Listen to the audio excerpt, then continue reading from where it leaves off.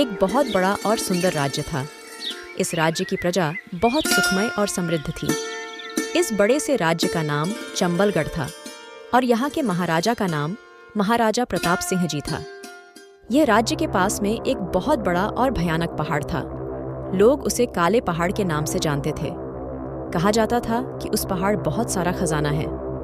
एक दिन की बात है, महाराजा ने राज्य में घोषणा कराई कि जो भी व्यक्ति काले पर्वत के खजाने को खोज कर लाएगा, उसे आधा राज्य और राजकुमारी का हाथ दिया जाएगा। इस खबर से पूरे राज्य में हलचल मच गई। इस राज्य में एक गांव था। गांव के मुखिया ने सभी को इकट्ठा करके कहा, यह एक सुनहरा अवसर है। हमारे गांव के 2 वीर अजय और विजय इस चुनौती को स्वीकार करें और हमारे गांव का नाम रोशन करें। अजय और विजय 2 बहुत अच्छे दोस्त थे और दोनों बहादुर और युवा थे। अजय ने विजय से कहा, विजय, हमें इस चुनौती को स्वीकार करना चाहिए। ये हमारे गांव के लिए गर्व की बात होगी। विजय ने सहमति जताई। हाँ अजय, हम मिलकर इस खजाने को ढूंढेंगे। अगले दिन सुबह अजय और विजय ने अपनी यात्रा शुरू की। वे काले पर्वत की ओर बढ़े, जो कि दूर दूर तक फैला हुआ था और खतरों से भरा हुआ था। रास्ते में अजय ने विजय से कहा, हमें सावधान रहना होगा। यह यात्रा आसान नहीं होगी। विजय ने उत्तर दिया, हाँ, लेकिन हम एक दूसरे का साथ देंगे और हर मुश्किल का सामना करेंगे। रास्ते में उन्हें एक घने जंगल से गुजरना पड़ा। जंगल में भयंकर जानवरों और अज्ञात रास्तों का सामना करना पड़ा। एक दिन जब वे एक गुफा में आराम कर रहे थे, अचानक एक जंगली भालू ने उन पर हमला कर दिया। अजय ने चिल्लाकर कहा, विजय, जल्दी करो, हमें इस भालू से बचना होगा। विजय ने जल्दी से अपनी तलवार निकाली और भालू का सामना किया। अजय ने भी अपने धनुष और तीर से भालू को डराया और दोनों ने मिलकर भालू को भगा दिया। विजय ने थकान से हाँफते हुए कहा, अजय, तुम्हारे बिना मैं भालू से नहीं निपट पाता। अजय ने मुस्कुराते हुए कहा, दोस्त, जब तक हम साथ हैं, हमें कोई नहीं हरा सकता।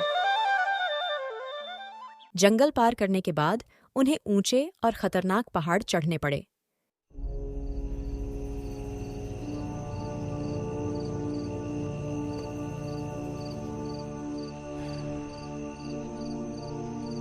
फिर वे एक तेज बहती हुई नदी के पास पहुंचे।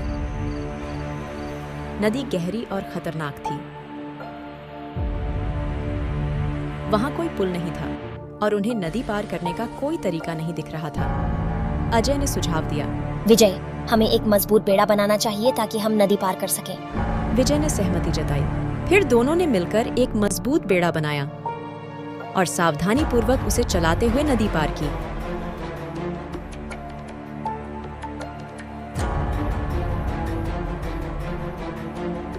नदी पार करने के बाद वे काले पर्वत के पास पहुंचे। पर्वत पर चढ़ाई करना बहुत कठिन था। रास्ते में कई खतरनाक जानवर और अवरोध थे।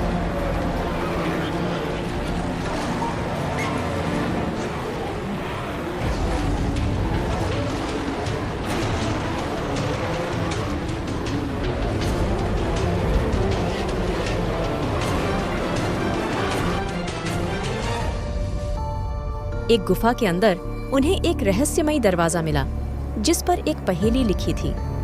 अजय ने पहेली पढ़ी और कहा, ये पहेली हमें खजाने तक पहुंचने का रास्ता बताएगी। विजय ने पहेली को हल करने की कोशिश की। यहाँ लिखा है, जो सच्चे दिल और मित्रता के साथ आएगा, वही खजाने को पाएगा। इसका मतलब है कि हमें एक दूसरे पर पूरा विश्वास रखना होगा। दोनों ने दरवाजे को खोला और अंदर प्रवेश किया।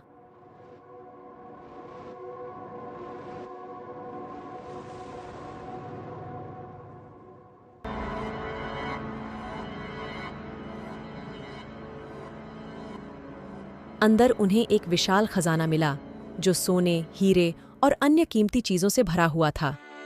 जब वे खजाने के साथ महल पहुंचे, तो राजा प्रताप सिंह ने उन्हें देखा और कहा, तुम्हें क्या चाहिए वीरों? अजय ने हाथ जोड़ते हुए कहा, महाराज, हमने काले पर्वत का खजाना ढूंढ लिया है और इसे आपके पास लाए हैं। राजा ने आश्चर्यचकित होकर कहा, सच में? यह तो अद्भुत है। राजा प्रताप सिंह ने अजय और विजय की बहादुरी और समझदारी की बहुत प्रशंसा की। उन्होंने उन्हें सोने के सिक्के, कीमती वस्त्र और आधा राज्य देने का वादा किया।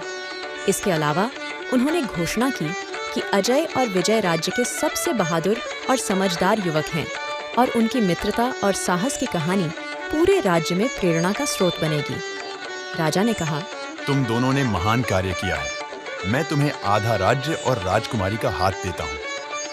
विजय ने विनम्रता से कहा, महाराज, हमने यह काम इनाम के लिए नहीं, बल्कि आपके प्रति हमारे कर्तव्य के लिए किया है। राजा ने मुस्कुराते हुए कहा, तुम्हारी ईमानदारी और निस्वार्थता वास्तव में प्रशंसा के योग्य है। गांव वापस लौटने पर अजय और विजय का भव्य स्वागत किया गया। गांववासी उनकी बहादुरी और दोस्ती की कहानी सुनकर गर्व महसूस करने लगे। अजय और विजय ने अपनी पुरस्कार राशि का इस्तेमाल गांव की भलाई के लिए किया और एक स्कूल और एक अस्पताल का निर्माण करवाया। अजय और विजय की मित्रता और साहस की कहानी पीढ़ियों तक सुनाई गई। उन्होंने साबित किया कि सच्ची मित्रता और साहस से कोई भी कठिनाई पार की जा सकती है। उनके नाम हमेशा के लिए चंबलगढ़ के इतिहास में अंकित हो गए और उनकी कहानी आने वाली पीढ़ियों के लिए प्रेरणा बनी रही।